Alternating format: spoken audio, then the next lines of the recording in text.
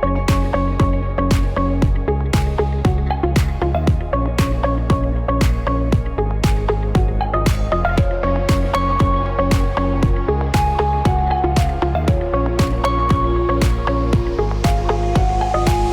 everyone, and welcome to the latest episode of the If I Had One Wish podcast recording. I'm Crystal Hicks, and I'm joined by a new co-host today, Hannah Locke. Hi Hannah, nice to have you with us. Hi Crystal, thanks so much for having me this morning.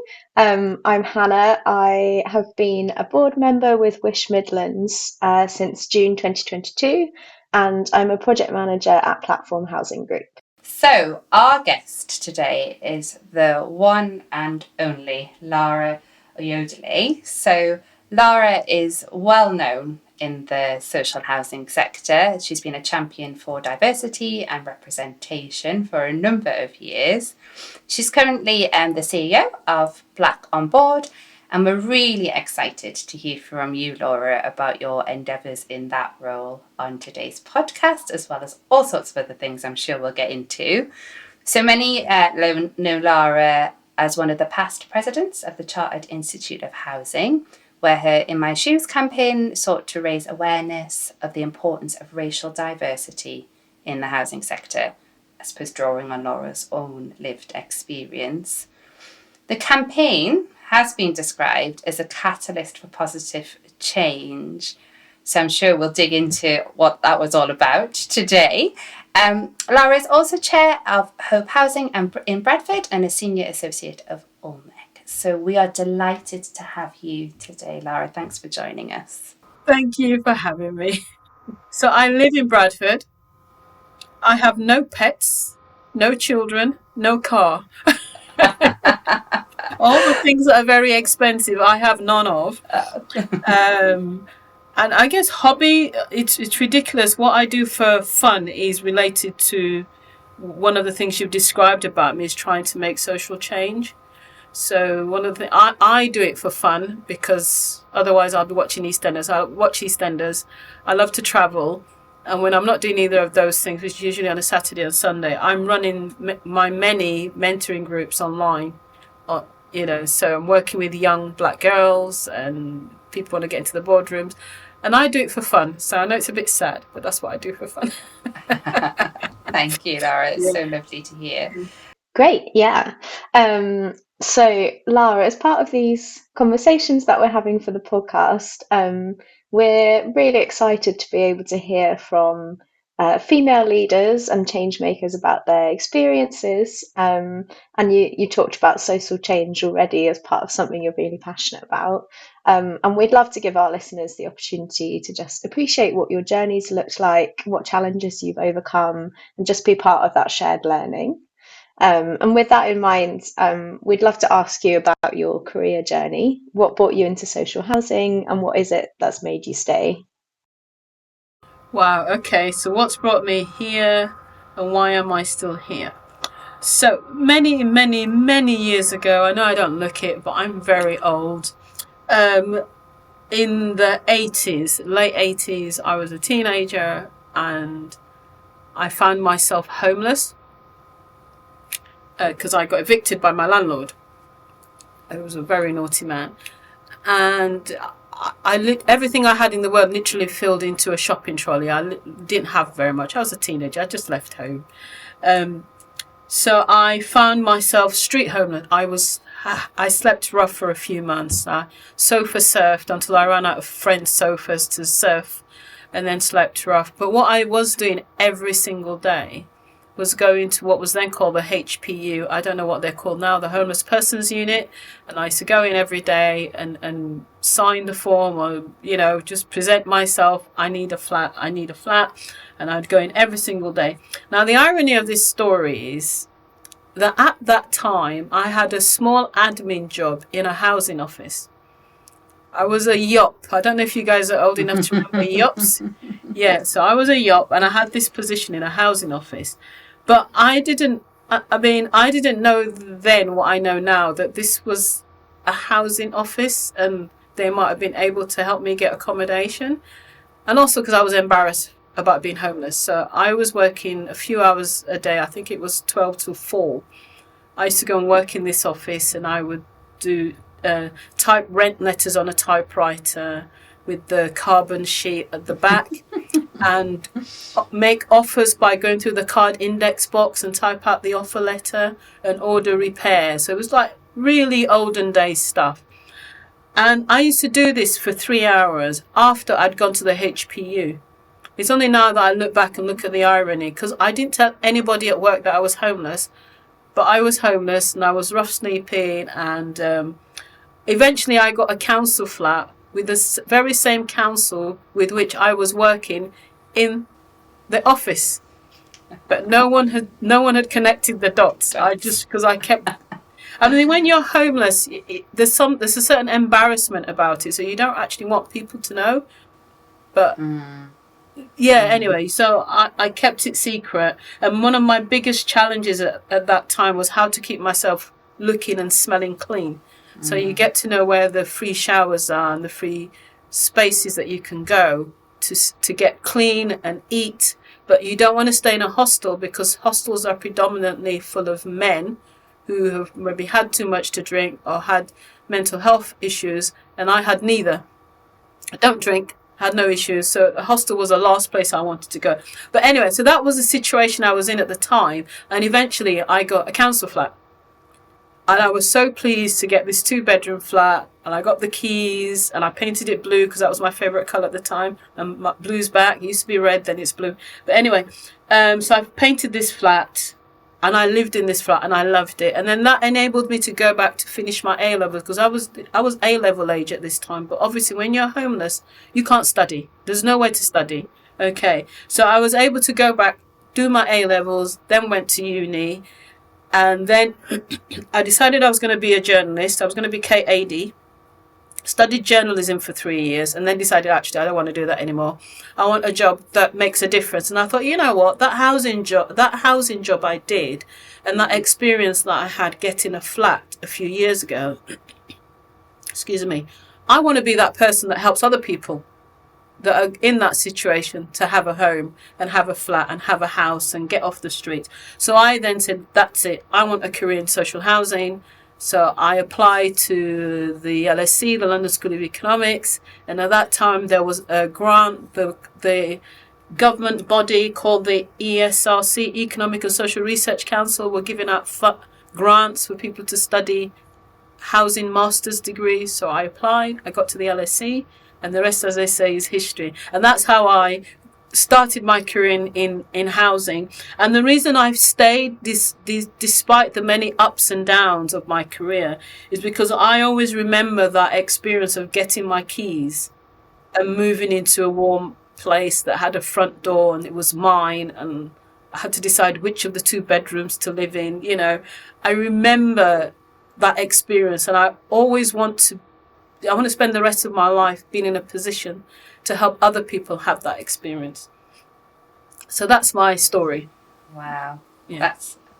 I've heard you share your story a few times, Lara, in different ways, and there's always sort of little new things that I pick up from it every time that you share it with us. And I think I work in homelessness, and one thing that always shocks people when they ask me about homelessness is the fact that so many people are homeless and in work. Yeah. You know, there's a stereotype, isn't there, around, you just want benefits, or, nobody wants to help themselves. But actually, so many people experiencing homelessness are getting up every day and still going to a job and, maybe sleeping in a car. It's... I think the more we can do to sort of put a spotlight on what homelessness actually looks like, the better. So thank you for being so generous and sharing with us. Oh, you're welcome. So I want to talk about intersectionality, Lara. I couldn't have you on the podcast and not talk about this topic. So obviously you're an experienced leader, an experienced female leader in the sector. And women in social housing, one of the things we often get challenged about is, do we actually need a women's organisation? And by being having that focus on women, are we being too narrow and binary in sort of the agendas and the things that we're sort of pushing on? And it drives me mad, because it's like, come on, man, like, people aren't just women. People are women with faith, people are women who are disabled, people are women, you know, you kind of just describe people in that way, can you? But I think it would be really great to just dig into with you around this topic of intersectionality and understand sort of, especially as a Black woman, you know, what's your take on, sort of the exclusion and discrimination in the sector and people's awareness of intersectionality, I suppose. Yeah. No, that's a very important topic, and forever timely. It will forever be timely topic. I think we clearly live in a man's world. So I know was it what's that name? That singer who sang the word Mr. Brown. Okay, James Brown. James Brown. James Brown.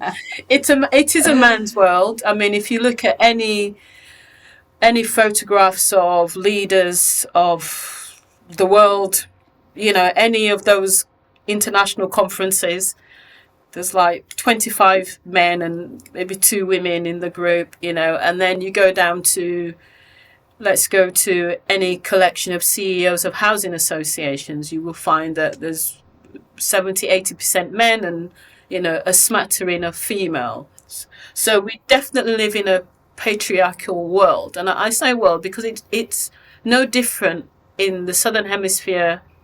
Any country in the world, you know, men tend to be the leaders, women tend to be their partners, and then you get one female leader and everybody starts getting all excited, you know. And I think that's unfortunate. It shouldn't be, because, you know, evidence shows that we are not any less intelligent than men. We are not any less clever. We're not in some cases, we're not any less stronger than men. So I don't know what the solution to that is, but it's an issue. So the patriarchy exists.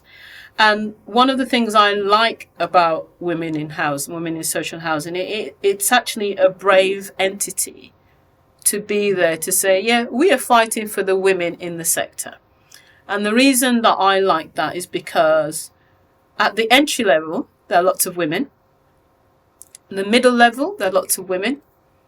But as you get to the top, we become less and less. And you talk about intersectionality, I can replicate that sentence and just put Black people in there, and it's exactly the same. I can replicate that sentence and put Asian people in there, and the rest is the same. What I don't know about is if I mention disability or LGBTQ. I don't know if I can say there's many of us at the front line, in the middle part of the organisation, and is that reflected in the boardroom? So I can't answer the question for those two, but I know in terms of ethnicity and gender, we dominate the sort of junior levels of the organisations, the middle levels, where we have to be kind and caring, we are there. But as soon as it gets to the exec team, as soon as it gets to the senior leadership team or the boardroom, we tend to be in a minority. And I like the fact that Women in Social Housing is fighting the corner for women. That's the good thing. Where I, as a black woman, feel about the universe is, I think all the hard work that has been done in business in terms of diversifying leadership teams and diversifying the boardroom, I find that white women have benefited more than any other minority group. So there are a lot more white. I'm not saying there's enough white women, but there are a lot more white women who have managed to break through into boardrooms than there are Black people generally. Black men, I think Black men are like gold dust. They're scarce. So you've got a lot more Asian people than Black people than Black men. But white women have benefited the most. That's not a dig, it's just an observation. And I think that we need to work together more to not be afraid to say, we are only talking about women's needs. We need to be more confident in our ability to apply for senior roles. We need to be more confident in our expertise, our experience. We don't have to tick all 100% of the requirement in a job application to apply for it. I know my male colleagues will go, oh, I fancy a bit of that. I'll have a go. And maybe only 40% 40% qualified, but they'll have a go, and we'll Yeah. still be beating ourselves up because we've not got 98% of the requirements. So I think that that's the space that women in social housing provides. So I applaud its existence, binary or not. The fact is, we do not get the same bite of the apple as men do. We're always having to justify our existence. If you have a male child, your son does not have any problems with male role models in literally anything. There's literally no space, even the so-called feminine spaces like cooking. Men still dominate the leadership positions. Even the spaces like teaching that are predominantly female, men still dominate the leadership positions. So young boys do not have problems with role models in terms of profession. Young black boys have, that's a different issue. Young girls are constantly looking for role models outside of the traditional female spaces. But then I said, even in the traditional female spaces, the bosses tend to be men. Bosses are men, yeah. Your point there around, the women that we are getting into senior leadership positions tending to be white. I'm going to also say maybe middle class. In with that. And this is something at which, we really challenge ourselves on all the time, when we're saying, what does success actually look like here in terms of what we're doing? Just becoming like a talking shop for white, potentially middle class women is not what we're all about. We're constantly thinking, how can we diversify our regional boards? How can we put on events that will work for younger women, work for single mums, work for tenants who are women, because it is still predominantly very white. Okay. So we cannot, not wish in general, but the sector, obviously, when you get to the senior levels, is still very white. And so we definitely have that as one of our sort of key objectives. How do we make sure we've got diversity in what we're doing here around supporting and advocating for women? Yeah, thank you, Lara, for sharing your thoughts on that. I suppose just to pick up on that train of thought and some of the things you said, I just would like to invite you to talk a bit more about what you do with Black On Board. So what's it all about, and in particular, what changes would you like to see as a result of the work you're doing?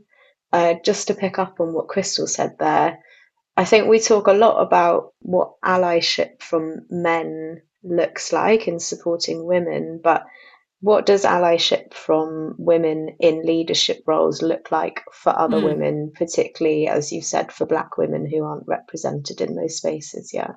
Excellent question. Lots to say to answer that question. So Black On Board is my response to Black Lives Matter. So I've been involved in training and coaching people to get into the boardroom since 2017, but as an associate of different organisations and, helping people run their own courses. And then during 2020, when all the Black Lives Matter demonstrations were going on, I remember asking myself, how can I contribute strategically to this issue? Because it's an issue that obviously I've lived through it. I've seen my black brothers and nephews and uncles and, the black men in my life have all been stopped by the police. We've all black people go through all those experiences. And I said, well, I want to do something strategic and long term. I am not going to go on a demonstration because I got a bad knee and I don't want to get COVID. Okay? So I thought, what can I do? And I thought long and hard, and I thought, you know what? The thing that I'm passionate about, where I feel I can make a difference, is to get more people into boardrooms. I can train them, I can coach them, I can make a difference. That's a long-term strategy. It's not going to be over in a year, because I knew that the whole hype of that summer was short. It was going to be short-lived. And it's about, I asked myself, how can we make the message, the point that we're trying to get out there, live beyond that summer? because I knew that the tide was going to turn, and which it has, like, drastically, where no one's talking about it. It was a fashion, it was a fad, whereas the issues that were raised at the time were relevant and still are relevant. Those issues are still happening. Black people still have to deal with all these issues. Every time I see a police officer, I assume I've done something wrong. It's just the way we're brought up, you know, and I worry for my young black boys, you know, relatives or not. But anyway, so I decided I was going to use my skills and set up my own training company and work with individuals, because the companies that I work with as an associate, they tend to work with employers. So they're commissioned by employers. And I said, well, I'm going to make myself available to individual black women, white women, anyone that's not a white man, because white men don't need me. There's enough of them in boardrooms. They do not need my help. So that's why I set up Black On Board, and I set that up, I think it was July 2020. I did not start trading until, I think it was late 2021 or 2022. So what I did in the whole of 2020 and most of 2021 was attend every single training course that I could find about getting people into boardrooms. That was my market research. I went to see what all my competitors were doing. Now, there's a lot of people in that space. You may or may not know this, but none of them is a black woman. There's lots of white men in that space, lots of white women in that space, lots of the big recruitment agency, but none of them can bring the perspective that I bring, which is often being the only black person in the boardroom, often being one of 2 or 3 women in a boardroom of 7, 8, 9, 10 or 11.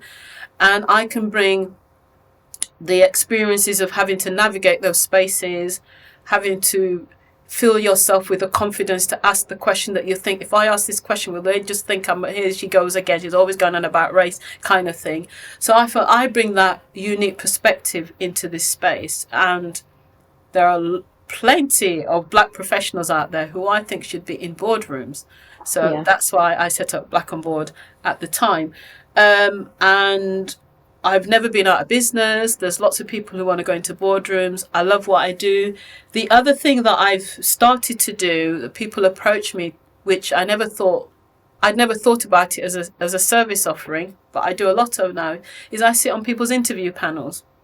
Because a lot of people will say we don't have anyone from a diverse background to sit on our panel for a CEO or head of housing, or we're recruiting lots of board members. Do you want to join us and sit on our panels and be the objective viewer from outside and bring your experience into it? And I love it, because I love people. I love talking to people. I love interviewing people. So that's a great thing that I do as well. And I love it to bits.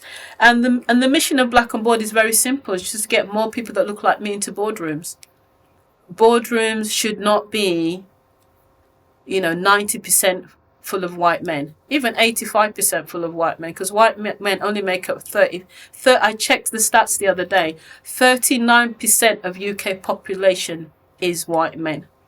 Okay, yeah. Therefore, there should only be 39% of white men in boardrooms. Yes. Because I often get asked, but best people for the job, etc., etc. And I'm thinking, sure, are you serious? And the other thing I will point out to you, that if you were to look at the profiles of the few black women in boardrooms and compare it to their white male counterparts, the black women are always overachievers, higher achievers. You have to do so much more just to get to that same level. Yeah. So that's why I set up Black On Board, and I have a lot of work to do. There's a lot of growth. It's a growth sector. It's just that there's not a lot of people doing it. Yes. I suppose one day you hope that you won't need to do that work, because I hope so. It's the same as my answer when people say, why do I volunteer to be chair of a homelessness charity? And I say, I hope one day that it will never be needed, but homelessness is still an issue. So the two passions that I have are again about social change. They're not about making money at all. It's about trying to make the world a better place, and also about bringing people along, opening the doors for other people so that they can do well in their lives. Because like I said, I have no pets, no children, and I don't have a car. So I often ask myself, what is my purpose in life? Why am I here? So I've decided it's here to help other people do well. I do have children, pets, and a car, Lara, and I still ask myself that question every day. Sometimes more so. What is the point in all of this? I think, you've talked a lot about, I suppose, the work that you're doing to get more diversity into boardrooms and some of the specific examples of that, Lara. And I know you're in a shoes campaign really focused on this and trying to sort of get organisations to really think about how do we enable more diversity in the boardroom. What do you think it is going to take to get that change? I have an answer. I think it's going to take legislation. Okay. Yeah, no amount of kicking and shouting from me is making that much difference. Now, you may have noticed that every Thursday I highlight a board of a housing association. So brave. I know. Some people hate it. I often get lots of nasty comments. Some people are fine. Some organisations see it as a great opportunity to tell the world what they're doing, and I wish everybody would do that. So, I think one of the best responses came from Notting Hill Genesis. They've not paid me to plug them, but their response was just brilliant. Yeah. They're like, well, we're doing this. We know we're not perfect. We're doing this. We're doing that. And we tried this. And we'll do, I thought it was a brilliant response. A couple of people have tried to sue me. Well, have threatened to sue me. Don't know what for. Exposing the truth. I don't know. But anyway. No, that's interesting. What was the question? Because I think so. What's it going to take to change it then, Lara? I think legislation is the way forward, and I'll tell you why. You may or may not know, but for FTSE 100 companies, they are legally obliged to report on their diversity. This came into effect, I think it was January 2023, and they have a minimum target, which is 40% women. I don't know why it's not 50, but it's 40. And at least one person that is not white. Again, why it's just one person, I don't know. So just one person? Just one person that is not white, and 40-60 male-female ratio. Now, why it's 40 and not 50% for the gender ratio, I don't know. And why they just think one person can satisfy all the other racial groups is ridiculous. It's a very low bar. But that is a legal requirement of FTSE 100 companies. And guess what? They've all met it. Mm-hmm. They have all met it. Usually they have one black woman. So she ticks the two boxes in one. Yeah. Now, I was looking at the board of Nationwide Building Society a while ago, and it must have changed now, but they had this one black woman there, and you looked at her CV, you're thinking, OMG, she was like phenomenal. The things that she had achieved, you're like, wow. And then you compare her CV with the numerous white Andrews and Johns and Davids, and they just seemed a bit, a bit normal. Do you know what I mean? Yeah. A bit, it's like your average random accountant of a large company, nothing outstanding. And that's the challenge that we face. So that's even within where there's a legislative requirement. So the point is, they've all met it because it's required of them. Yeah. Therefore, it's done. Now, people have been talking about the lack of boardroom diversity before even I started. And so far, very little has changed. I could probably name maybe 10 or 15 housing associations that I think have got relatively or very diverse boardrooms. One of them is Metropolitan Thames Valley. Another one that I quote a lot is, I can't remember I think it's Mosque St Vincent's in Manchester. Diverse boardrooms, both diverse in terms of ethnicity and age as well, and gender, because a lot of boardrooms are full of old people like me. I remember joining a board a while back and being told I was a bright young thing, and I was in my 50s. Do you know what I mean? And I'm like the young kid on the block. So I think boards are not diverse in terms of just ethnicity, but also age. We need more young people in the boardroom. So I'm saying that the FTSE 100 have done this because that's what they're being legislated to do. And I will be pushing this year or next year to have the same legislation that goes across the rest of society, not just housing associations, the NHS, the charity sector. Yeah. If you look at teaching, all those professions where, for some reason, white men rise to the top. Whenever you see a woman or a black woman, we all get really excited. It's like, oh, wow, look, she's brilliant. She's got this job. It shouldn't be like that. It should just be normal. Yeah. But we do get excited because it's so unusual. It's so rare. And the people that make it through are like 10 times more qualified than their male counterpart. Now, a good friend of mine, who's a white Scottish guy, he knows who he is, hopefully he'll be listening, said to me once, he said, Lara, we'll know that we have equality when there are as many mediocre black leaders as there are mediocre white. I love it. That's fantastic. So so I think what we'll take is legislation, because the social housing regulator's not interested in this topic one bit. No interest whatsoever. And we know in social housing we've got a very long to-do list, and if it's not on that list, it's not getting done. And the only things on that list are things that we have to do, otherwise we'll get penalised, downgraded, or we'll lose money. Okay, and none of those things apply to diversity in the boardroom. So I think legislation is the way forward. That's really interesting, the sort of disparity between that narrative of customer first, like what a tenant voice, tenant satisfaction measures, and yet we're not talking about what boards look like. Because as you said, if 39% of the population are white males, then we know for a fact that the people living in our houses are majority not white males. So why is that not important at the board level for regulation? It's interesting, isn't it? I asked the regulator at a conference back in 2017, I think it was, around this exact question, what's the regulator's take on equality, diversity and inclusion, and does it need to be in the governance standard? And I think, that they have made steps with the tenant satisfaction measures, being quite explicit that landlords have to make sure that the data they're collecting is at least a sample base of their actual residents. From what I can see, they're not reporting that back to the sector, so they might be collecting it. I don't think they're collecting it in that way. From what I've heard, organisations aren't saying, well, of our black residents, we've got a 62% satisfaction rate, and of our white male ones, we've got a 90%.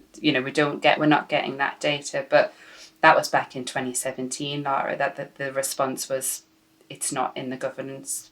It's not changed, because I spoke to a representative of the regulator who I won't name during my presidency, which was 2023. So that's about 5 years after your conversation. And I was told that it's down to organisations to interpret the TSMs which way they see fit. But they are not going to be banging the drum on this at all. It's for individual organisations to work out how they monitor what happens in the boardroom. Yeah. And since this conversation has been, as far as I know, going on for about the last 30, 40 years, it looks like just leaving it to people to do themselves is clearly not working. There are a few organisations who are trying to push this forward. I think HDN, Housing Diversity Network, are doing good work, but they're only making so much progress. And the progress has to be supported by individuals that are allies or interested in this argument. And like I said, if your to-do list has got finance and fire safety and I don't know, whatever else is your regulatory grading on it, they're going to be at the top of your to-do list. So that's what you're going to be focusing on as a housing association. You've got your damp and mould, etc., etc. But nowhere does it say boardroom diversity. And I think one of the tricks the sector missed was the Better Social Housing Review. What year was that one again? 2023? 3? I can't remember now. 3. The Better Social Housing Review was a great opportunity to make that difference in the sector, to say let's not pretend that race did not play a role in the situation that resulted in the Better Social Housing Review, because the Better Social Housing Review came out of our KISHAP. Do you know what I'm saying? But if you read the 8 recommendations at the back of that report, which is the sheet that most CEOs have got pinned on their notice board, doesn't mention race at all.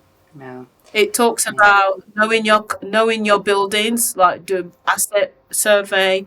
Talks about going back to the old housing management patches. Everything but race. Doesn't mention it at all. Yeah, and the same with the Grenfell report, that, you know, the conversation around race and ethnic minorities and high-rise buildings was noticeably absent from that conversation. Yeah. It's almost like people are afraid to, I feel people like either afraid or embarrassed to mention it. I don't know why. Or is it too controversial? I think the sector is behind in a number of areas.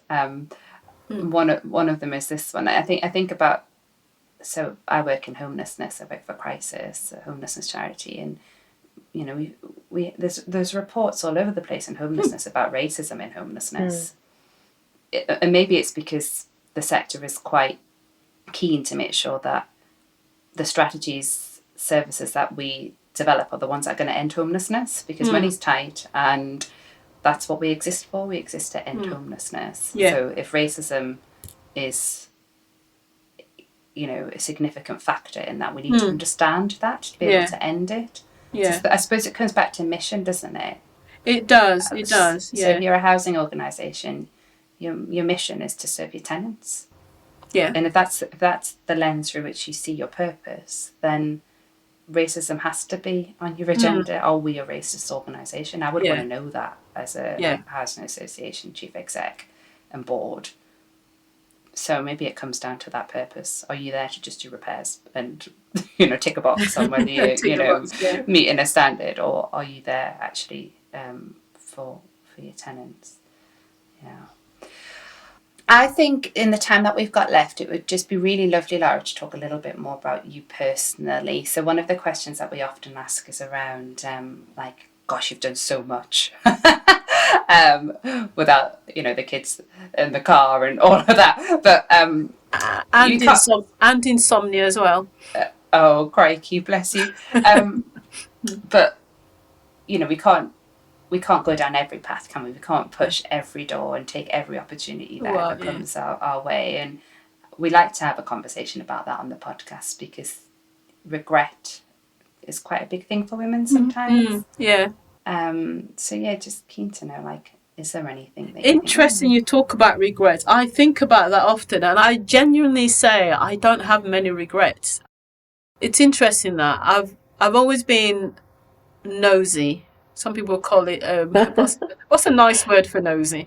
Curious. I've always been curious. You know, I was like, oh, what's going on over there? Why is that here? I've always been the person that asks why when no one else dare ask why. And I found that's been very helpful in my career, because I've learned things that I was like, oh, that's how that works, and that's why that is there. So I find that I've got all these random bits of random information in my head just from asking why, that you never know when they're going to come in useful. I think I was sort of born with a slightly stubborn personality, which was, if you say to me I can't do something, and I'm probably going to go, well, actually I can, and then I'm going to show you that I can. Except in the areas where I know I'm totally useless, like, I don't know, I can't sing and I'm terrible with numbers. But I was like, yeah, well, actually, just you think I can't, but I will. So I was lucky to be born with that nature, as well as a nature that asked why. So I must have been a really irritating child. Just to think of that, it's just like, why? Yeah, if you say I can't do it, well, I'll show you how that I can do it. So the only things that I regret, and I don't like to use the word regret because it's outside of my control, the only things that I regret are things that other people have done to me. Okay. Yeah, I don't regret any choices that I've made. I've been in situations where I've had to decide what to do in a difficult situation, and I made a choice based on what I knew at the time, and I've had to live with the consequences.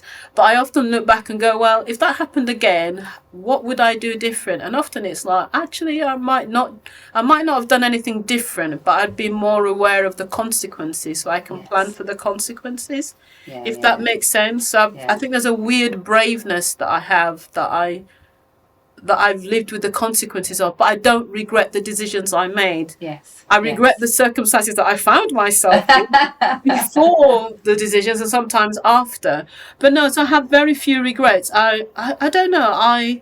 I've had an interesting career. I've had lots of ups and downs, and every time I've had a down, I've come back up again. And each time I've learned from it. I think I'm a much stronger person. I'm much braver now than I was earlier, I think, because of my experience. And I guess I've got the advantage of not being employed by anyone, so I can do and say what I like.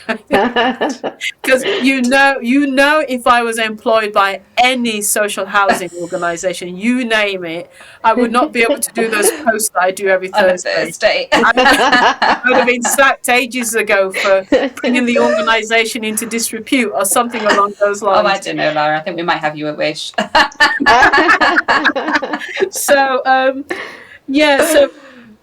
So what was the question again? No, that's it. I think you've answered the question. Yeah, regrets. I have very few regrets. If I can think of anything, it's not professional. I wish I'd been able to travel even more than I've traveled a lot, but there's still so many places that I've not been to yet. So I want to do more traveling. But I would say that I have regrets. Brilliant. Thank you. So I think, Hannah, if you could ask our final question, the all-important question. Yes. That would be great. Yes, I have the privilege of asking the final and possibly most important question. I'm going to say yes to the dress. In the spirit of the podcast name, this should come as no surprise. But Lara, if you had one wish for the sector, what would it be and why? I'm very frustrated that I have to stick with one. There's no genie lamp with three wishes this time. So in the fashion of what I've said during most of this conversation, I'm going to stick to women in boardrooms. If I had one wish, it would be that boardrooms were more representative of the gender dynamics in social housing, in the sector, in our communities, and also the ethnicity dynamics as well.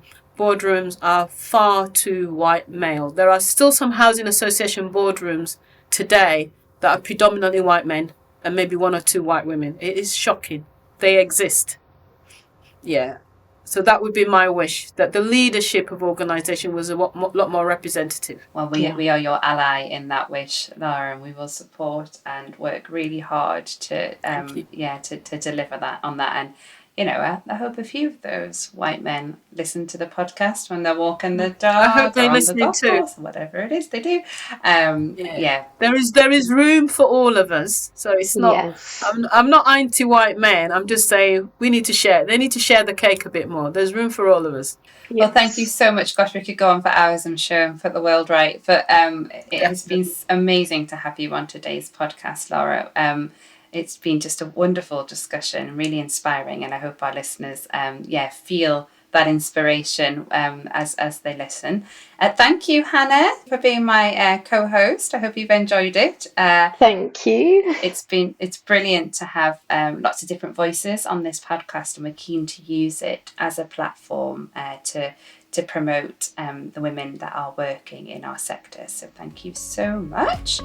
And thank you, Crystal, and thank you, Hannah. Thank you, Lara. It's been fab to chat. Thank you for having me.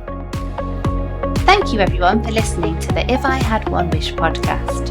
Next time, we'll be talking to another inspirational female from the housing sector who will be sharing her career story on what she's learned along the way. And of course, we'll be asking again the big question. If she had one wish, what would it be and why? See you next time.